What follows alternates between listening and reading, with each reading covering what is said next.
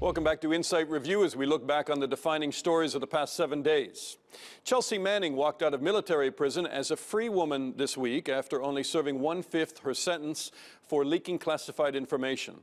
The former intelligence analyst has become one of the most recognized faces in a worldwide movement to pardon whistleblowers.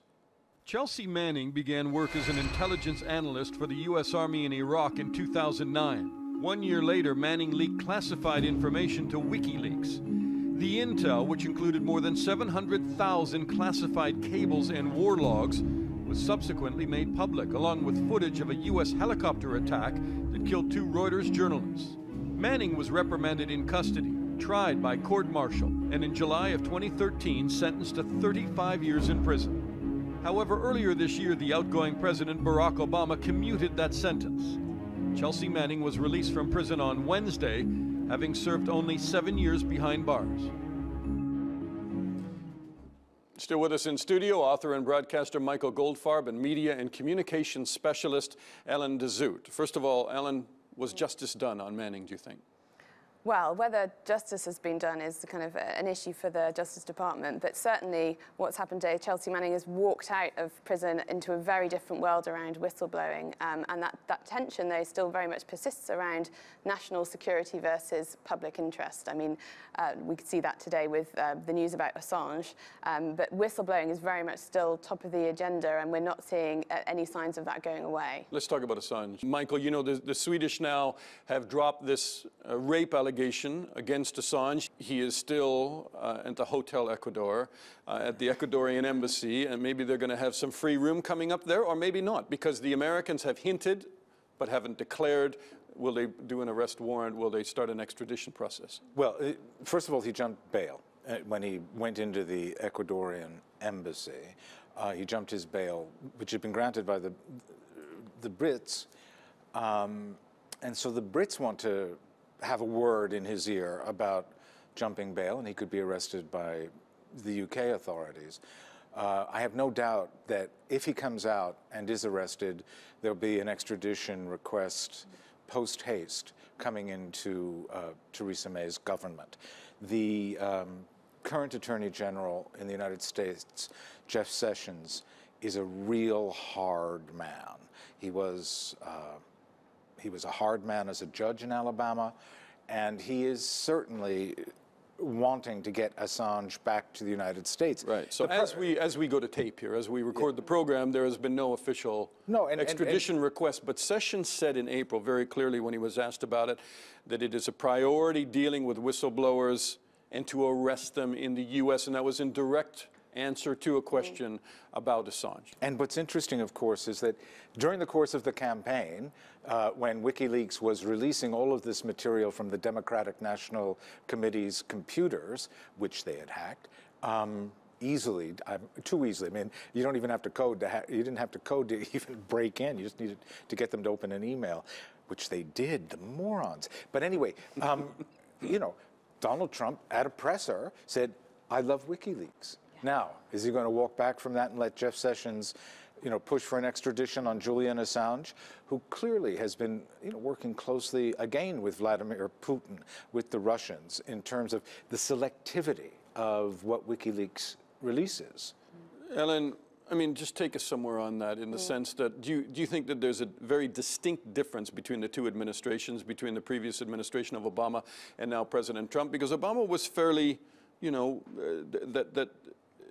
on Manning at least, that from a human point of view, justice was done. Yeah. And then you hear Sessions being really tough. We're going to go after these people.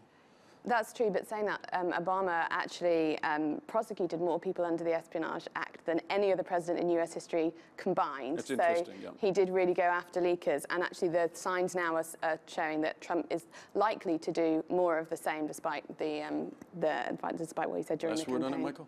Yeah, no, I have no doubt that the next couple of weeks is going to be very interesting in the life of Julian Assange. The rape case may have been dropped. but his legal problems are very far from over. So reporters hoping that they're not going to have to stand outside the Ecuadorian embassy for a while, just better hold on to that. They may be there for a while. The riots in Venezuela show no signs of abating, and now the Venezuela government is setting up 2,600 troops to a western region in order to stop looters. Across the country, violent protests have been ongoing since early April. Demonstrators are calling for early elections and an end to the economic crisis gripping the country. Venezuelan President Nicolas Maduro has accused the opposition of inciting violence by calling people onto the streets. And then now you have the United States this week issuing sanctions against the 8 Supreme Court judges in Venezuela who are overruling the Legislative Assembly. I mean, essentially what you have is a divide and a very big conflict that's spilling out into the street between the Legislative Assembly and Maduro's government. And his vice president also has sanctions for being an alleged drug dealer. Right. It's really boiling over. And I think what's really interesting is that people have maybe taken a hands-off approach towards Venezuela because, you know, Venezuela is a massive, world's largest oil fields, and it's 90% of their exports. It's key for them as an economy, and people are reliant on that. But now this is turning into more of a humanitarian issue. People are now starting to take notice and starting to get involved with food shortages and medical shortages as well. Sure. I mean, this is about not only government corruption in a state like Venezuela, but I mean, it's about people going hungry. Yeah. I saw in an oil-rich nation. As Ellen was saying, I mean, this is the country with the largest proven reserves in the world. Now, the price of oil is, you know, kind of dipping again under $50 a barrel. But having said that, I read a shocking statistic that the cumulative weight loss of the Venezuelan population in the last 2 years amounts to close to, I mean, I don't have the exact number, but I mean, it's the kind of thing where even middle-class people actually don't have enough money now to feed themselves, and people get, you know, and the pictures that we've seen in recent weeks, I mean, of hundreds of thousands of people on these highways, which are usually gridlocked. I've been to Caracas, and it's a nightmare traffic city. And, you know, clearly Maduro has none of Chavez's charisma and touch of the people, but all of his dictatorial impulses. And those who are caught in the middle are the Venezuelan people. And I'm quite certain that there are fewer Chavistas than there used to be.